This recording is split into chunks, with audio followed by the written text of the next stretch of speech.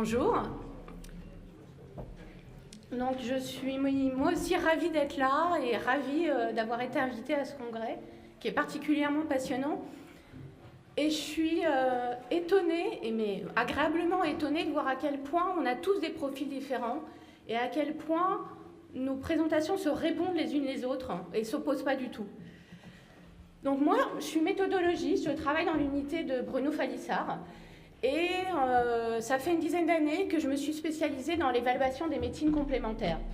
Donc je suis méthodologie, je vais vous parler méthode. Et je vais parler EBM parce que l'objectif de ce topo, c'est de convaincre tout le monde qu'on peut faire de l'évidence-based médecine de façon tout à fait rigoureuse et de grande qualité, tout en respectant la philosophie des médecines complémentaires. Il n'y a aucune incompatibilité.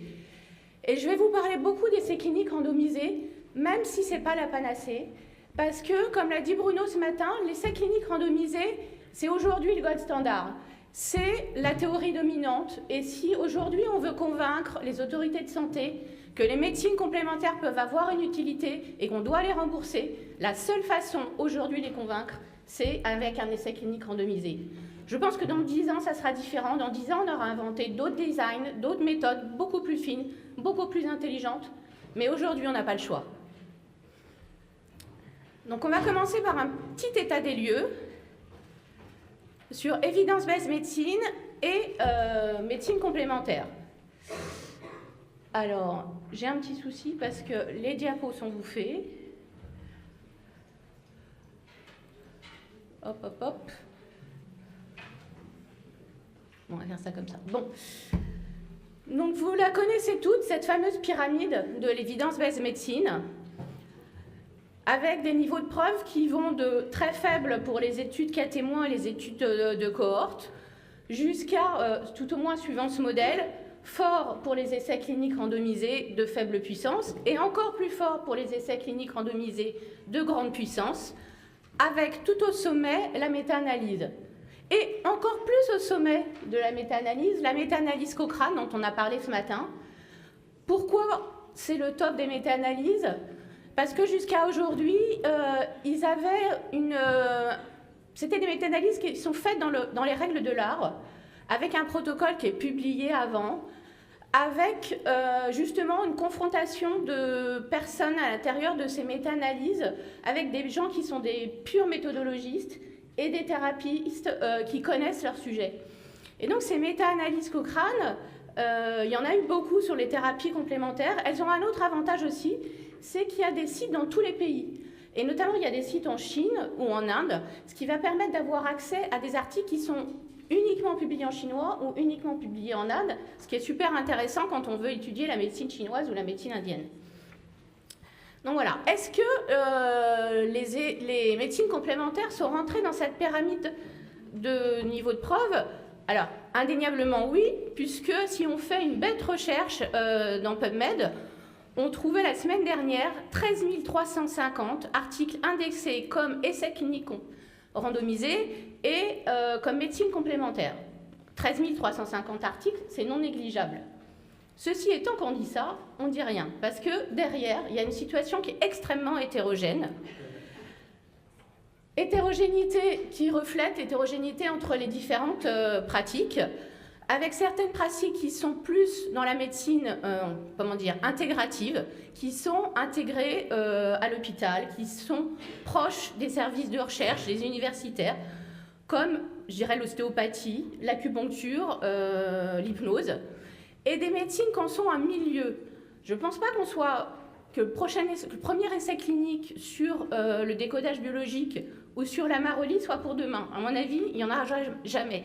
Parce que là, on se situe dans ce qui est alternatif et on ne se situe plus dans ce qui est complémentaire. Donc une situation très hétérogène. C'est ce que je vous ai représenté aussi ici.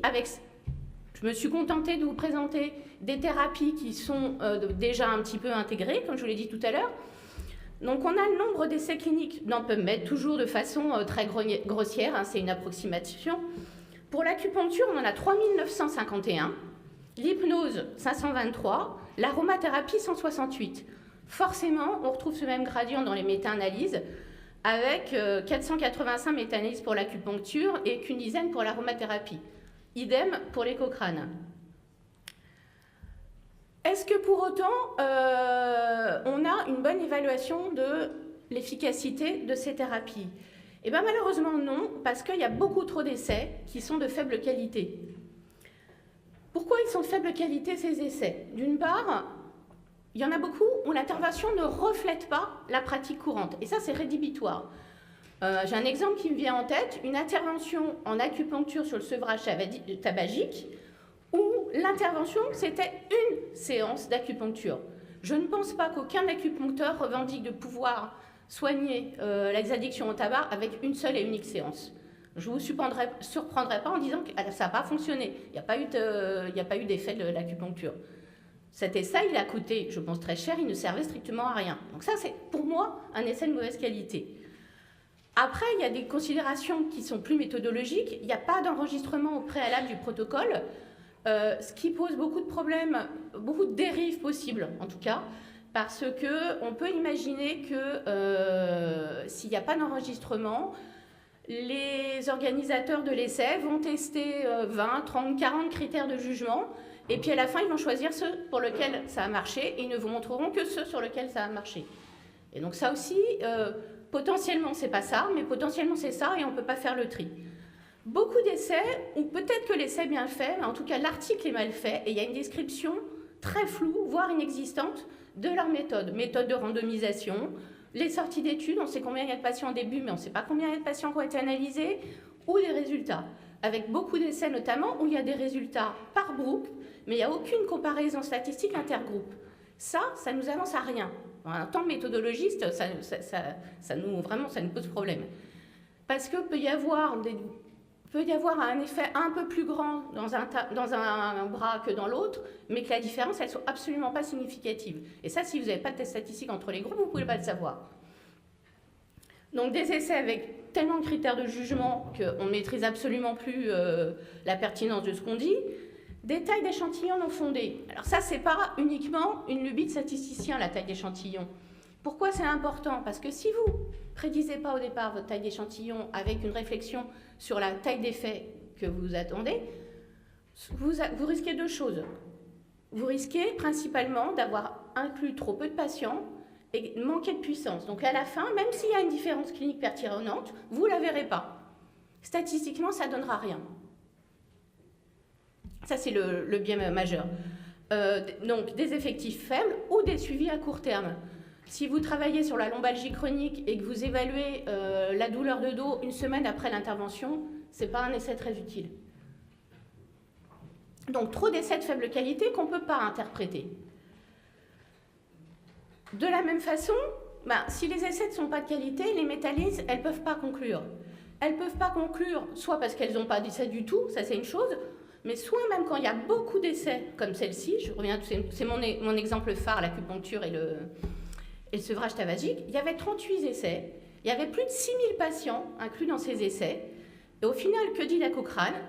Donc même si l'estimation après regroupement des études suggérait de possibles effets à court terme, il n'existe pas de preuves non biaisées qui montrent des bénéfices en termes d'abstinence tabagique à 6 mois, en faveur de l'acupuncture, l'acupressure et la thérapie au laser. On ne peut pas tirer de conclusions fermes à cause du manque de preuves et de problèmes méthodologiques. 90% au moins des méta-analyses Cochrane sur les thérapies complémentaires finissent comme ça, sans conclusion. Il y a parfois des méta-analyses qui arrivent à conclure. Et on se retrouve dans une situation un peu paradoxale où on a des méta-analyses redondantes qui sont supposés évaluer la même chose, avec le même set d'essais au départ, et qui aboutissent à des conclusions complètement différentes. Ça fait un moment que ça dure, et donc notre collègue Ezar Hens, qui a parlé ce matin, en 2005, il avait déjà fait des revues sur les manipulations vertébrales, sur l'efficacité des manipulations vertébrales sur la lombalgie chronique. Et il avait montré que sur les 29 revues systématiques qu'il avait trouvées, il y en avait 16 qui concluaient positivement avec une efficacité des manipulations vertébrales, 7 qui concluaient que les manipulations vertébrales n'étaient pas efficaces et 6 qui n'arrivaient pas à se décider. Donc ça, c'est quand même un vrai souci. Qu'est-ce qui se passe? En fait, il a montré que plus les méta-analyses incluaient des essais, des essais de basse qualité, plus elles concluaient positivement. Et effectivement, mais on les comprend, les gens qui font les méta-analyses, ils se trouvent devant un dilemme, soit ils incluent tout, avec des essais de mauvaise qualité et des risques de biais pouvant conduire à la surestimation, soit ils incluent les essais de mauvaise qualité, mais ils arrivent à exclure 90% des essais, ce qui n'a plus de sens non plus. Donc on est dans une situation aujourd'hui où, à cause de la mauvaise qualité des essais, les méta-analyses, elles n'ont aucun sens. On ne peut rien en tirer. Ça, j'en parlerai plus tard. Donc, est-ce que ça veut dire que l'évaluation des médecines complémentaires n'est pas possible? Non, pas du tout. Jusqu'à maintenant, je vous parle de qualité. Il n'y a pas de raison de faire des essais de mauvaise qualité sur les médecines complémentaires. Elles méritent des essais de bonne qualité et il n'y a aucune incomptabilité entre une thérapie et le fait de faire une randomisation qui soit une vraie randomisation ou le fait de suivre les sujets, d'écrire le nombre de sujets ou de faire des tests statistiques adéquats. Ça pose absolument aucun problème. Donc faisons-les et faisons-les dans les règles de l'art. Il y a d'autres choses qui posent des problèmes et qui méritent des adaptations. Mais en fait, ces adaptations, elles existent et elles existent depuis longtemps. Elles sont tout à fait rigoureuses. C'est ce que j'aime appeler les faux problèmes. Il y a beaucoup de thérapeutes qui pensent, en toute bonne foi, que l'inclusion des patients doit être basée sur une classification des maladies qui est conforme à la médecine traditionnelle. Et, mettons, en médecine chinoise, c'est une classification qui ne leur correspond pas. Et donc, ils disent, c'est pas possible, on ne peut pas faire d'essai avec ça parce qu'on inclut les patients sur un diagnostic qui n'est pas le nôtre. En fait, non. On peut tout à fait utiliser des critères d'inclusion qui sont pragmatiques. Et, par exemple, on peut utiliser comme critère d'inclusion non pas un diagnostic hyper pointu de la médecine conventionnelle, mais un motif de consultation. Et les motifs de consultation, ça sont les mêmes. Il n'y a pas de problème avec ça. On peut par exemple, ça c'est un essai de 2003, les critères d'inclusion, c'était les patients éligibles étaient des adultes consultant l'unité de prise en charge de la douleur de l'Institut Gustave Roussy pour le traitement de douleurs neuropathiques chroniques survenant après un traitement de cancer. Bon, à la limite, il y a le neuropathique qui pose problème, mais ces patients souffrant de douleur, ça c'est un critère d'inclusion qui est légitime et qui est commun aux médecines traditionnelles et aux médecines non conventionnelles. Autre faux problème. Alors ça, c'est intéressant parce qu'on en a beaucoup parlé et ce matin et cet après-midi, c'est les préférences des patients. C'est vrai qu'il y a eu des essais où les préférences des patients étaient tellement fortes vis-à-vis du bras des médecines non conventionnelles que tous ceux qui étaient randomisés vers le bras contrôle partaient de l'essai. Et du coup, ça, on en a parlé, ça met en l'air tout l'essai. Sauf qu'il y a des moyens. Comme le disait Bruno ce matin, un des moyens, c'est d'expliquer longtemps aux patients, que si on veut pouvoir évaluer et convaincre, il faut accepter la randomisation. Un autre moyen, qui est de plus en plus répandu, il faut avoir de l'argent. Par contre, c'est un moyen qui est simple, mais il faut de l'argent, c'est de dire aux patients, voilà, vous avez une préférence, et on vous met là où vous voulez. Donc, on vous met dans le bras médecine complémentaire ou on vous met dans le bras contrôle. Par contre, si vous n'avez pas de préférence, là, on vous randomise et vous entrez dans l'essai clinique randomisé. Ça veut dire qu'on suit plus de patients, forcément, parce qu'il y a tous ceux qui échappent à l'essai clinique. En attendant, ceux qui rentrent dans l'essai, a priori, ils accepteront la randomisation et y resteront. Dernier faux problème, et c'est le plus répandu, on entend dire que le traitement, dans un essai clinique randomisé, le traitement doit être identique à tous les patients, alors que les thérapies alternatives impliquent un traitement flexible et individualisé. Pourquoi c'est un faux problème? Parce qu'on peut très bien faire des essais pragmatiques, et les essais pragmatiques, ça fait longtemps que ça existe. On peut faire un essai pragmatique où l'intervention, elle est telle qu'elle, parce que l'objectif de l'essai pragmatique, c'est d'interférer le moins possible avec les soins habituels. Ça n'a pas de sens d'évaluer une intervention qui n'est pas celle qui est faite en pratique clinique. Donc, dans un essai pragmatique, un traitement standardisé n'est pas nécessaire si ce n'est pas la pratique réelle. Par contre, et là c'est compliqué, et c'est là où les techniques, notamment qualitatives dont on a parlé tout à l'heure, sont importantes, il faut décrire cette intervention. Il faut la décrire, et il faut décrire chaque composante de l'intervention et comment on l'adapte à chaque patient. Et il faut homogénéiser l'arborescence décisionnelle. Ce qui ne veut pas dire standardiser, c'est complètement différent. Homogénéiser l'arborescence décisionnelle, c'est-à-dire que tout le monde se mette un peu d'accord, se réunit, se met d'accord pour dire, ben voilà, si mon patient, il a, mettons l'acupuncture, tel aspect de la langue, tel pouls, avec le corpus de la médecine en question, il a tel profil, on va utiliser ce genre de point. S'il a tel profil, on va utiliser ce genre de point. Et essayer d'écrire comment on décide quel point on fait à quel patient. Et à partir du moment où ce que vous faites est reproductible, ben, il n'y a pas de problème, c'est un essai pragmatique. Et les essais pragmatiques, c'est tout à fait rigoureux et c'est tout à fait reconnu. Et comme on en a parlé tout à l'heure, il faut par contre aussi des contrôles qualité pour vérifier que les praticiens ils font bien ce qu'ils ont dit ce qu'ils faisaient. Alors l'insu, ça c'est la grande discussion. C'est vraiment le point d'achoppement où les méthodologies se battent avec les gens qui font des thérapies non conventionnelles. Est-ce que c'est possible de réaliser une intervention placebo ? Une intervention placebo qui par définition doit être indistinguable du traitement réel et qui ne doit pas causer de réponse physiologique. On va dire que c'est possible dans certains cas. Dans tout ce qui contient une substance, qu'elle soit médicamenteuse ou pas. Par exemple, l'aromathérapie, l'homéopathie, tout ce qui passe par un support, on peut faire un support placebo. En acupuncture, on peut aussi faire de l'acupuncture placebo par différents moyens, soit en simple aveugle, c'est-à-dire que le thérapeute sait s'il fait de l'acupuncture placebo ou de la vraie acupuncture, mais le patient ne sait pas. L'acupuncteur, il va piquer en dehors des points, par exemple, ou alors il va piquer de façon très superficielle. Le top du top, de point de vue méthodologie, c'est l'aiguille placebo. Alors, c'est le petit schéma que je vous ai mis. En fait, c'est des aiguilles qui sont à l'intérieur d'un tube métallique opaque. La vraie aiguille, elle est pointue, ce qui fait que quand l'acupuncteur va presser dessus, il va piquer, l'aiguille va rentrer dans la peau. La fausse aiguille, elle n'est pas pointue et en plus, il y a de la mousse tout au bout. Ce qui fait que l'acupuncteur, quand il appuie sur son aiguille, il a sans une résistance qui est la mousse, il a l'impression qu'il pique. Le patient, il va sentir l'aiguille, même si elle a un bout émoussé à travers la mousse, et il va croire qu'il est piqué. À condition, bien sûr, de prendre des patients qui n'ont pas l'habitude de l'acupuncture et qui ne vont pas être capables de savoir si c'est comme d'habitude ou pas. Donc ça, c'est possible.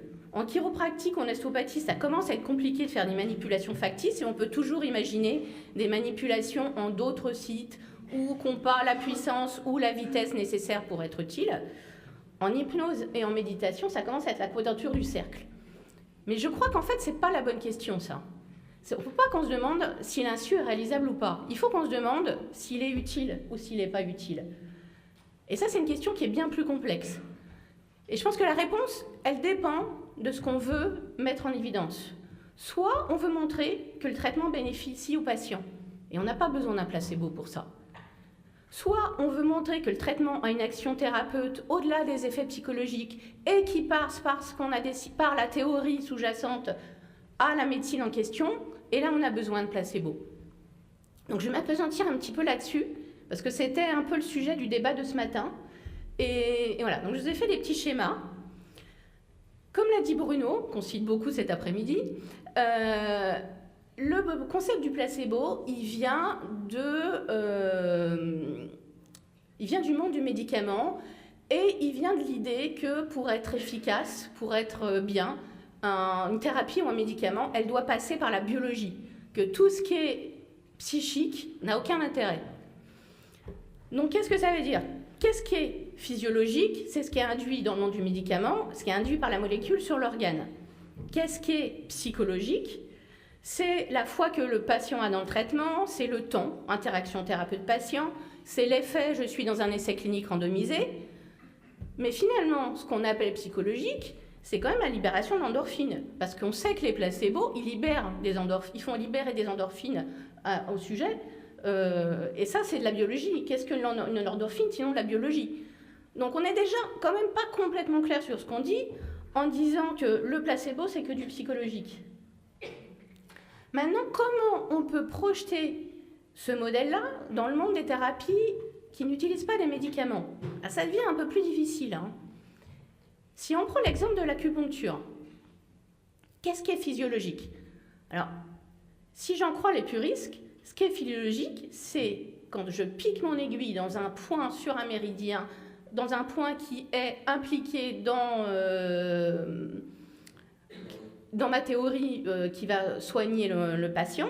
Qu'est-ce qui est psychologique? C'est la poncture superficielle, c'est le diagnostic chinois, c'est piquer en des points qui ne sont pas sur les méridiens, et tout ce qu'on a déjà vu avant, la fois que le patient est dans le traitement, etc.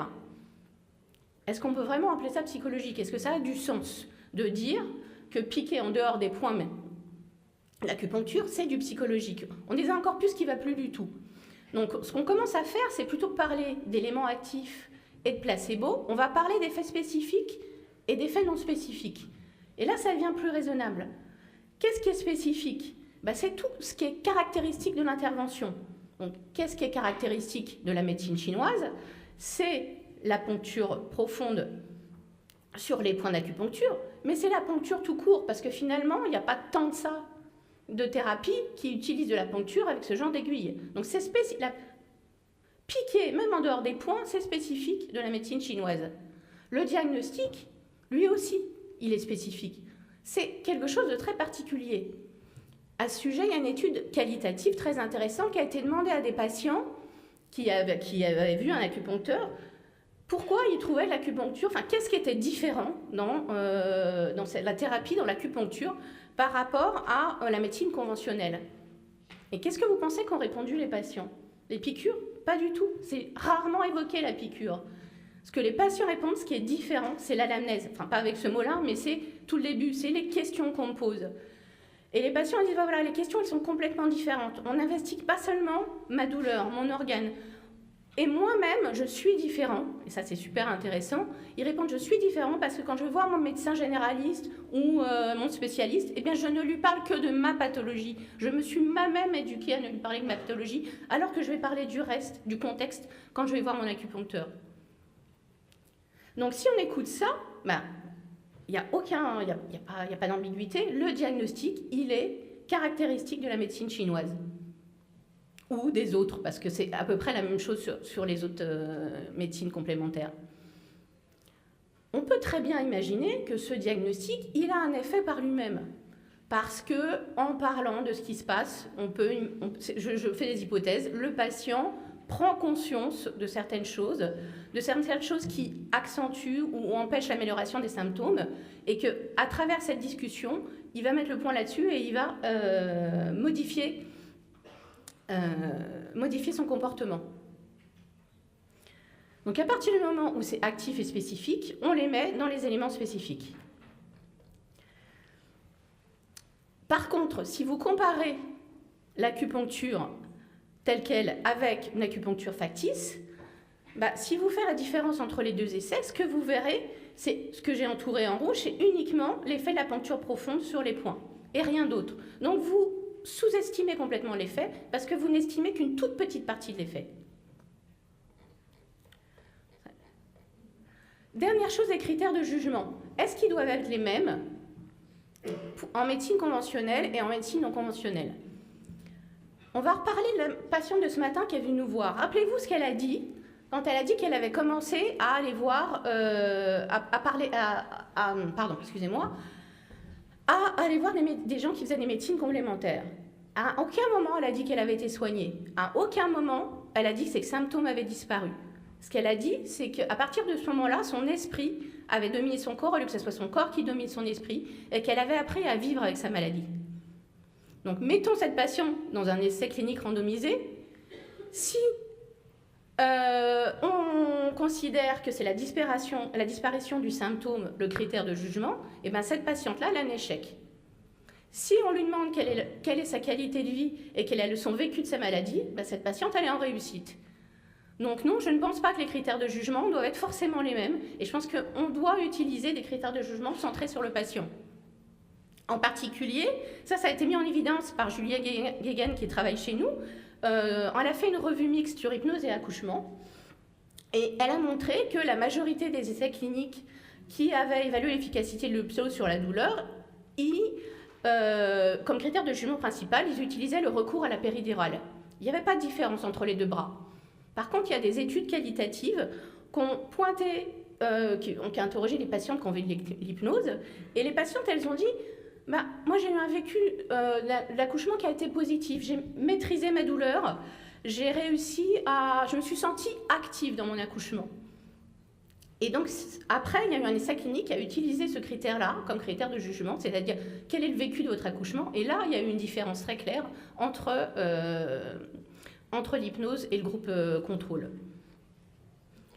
Alors, je n'ai pas le temps de vous en parler, mais je vous incite à lire la littérature sur les GERA, qui sont des essais de grande qualité, qui ont été faits par les Allemands et financés par les organismes d'assurance. Pour finir, je vais vous dire que les essais cliniques, c'est bien, mais ce n'est pas la seule chose qu'il faut faire, parce que, comme le disait Ernst ce matin, il ne faut quand même pas oublier qu'il y a quand même des problèmes avec des effets secondaires, et que ces effets secondaires, il faut les mesurer. C'est pas parce qu'on a des médecines complémentaires qu'on doit oublier les effets secondaires. Et ça, les essais cliniques, ils ne permettront jamais, ils n'ont pas la puissance nécessaire de tester quelle est la prévalence de ces effets secondaires et les comparer à ceux des médicaments. Donc voilà, bon, j'ai fini, et je voudrais remercier toute l'équipe, Juliette Guéguin, Soumaya Benkéder, Renaud Falissard, Manel Elbari, Tiffany Belgi, Catherine Hill et Christine Asler, qui ont participé à cette réflexion et à ces recommandations.